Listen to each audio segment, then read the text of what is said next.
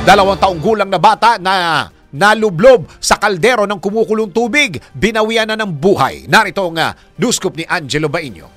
Babala, sensitibong balita. Kalunos-lunos ang sinapit ng isang 2 taong gulang na batang lalaki matapos malublob sa isang kaldero na may bagong kulong tubig sa San Fabian, Pangasinan. Isang araw matapos ang aksidente, binawian ng buhay ang bata habang ginagamot sa ospital dahil sa malubhang paso sa katawan. Ayon sa ulat, nagpakulo si alias Navarro ng tubig upang gamitin para sa kanyang asawang may karamdaman. Iniwan niya ang kaldero sa gilid ng kanilang bahay habang inaasikaso ang kanyang asawa. Bigla na lang nilang narinig ang iyak ng bata na sa una ay inakalang may kaaway lamang nakalaro. Ngunit nang mag-iba ang sigaw, agad nilang sinilip ang bata at natagpo ang nakalublob na sa mainit na tubig. Agad na inalis ni Navarro ang bata sa kaldero at dinala sa ospital. Sa kabila ng mabilis na aksyon, hindi pa rin naisalba ang buhay ng bata at pumanaw kalaunan. At yan ang aking news scoop. Angelo Bainio, nagbabalita ng tama, naglilingkod ng tama.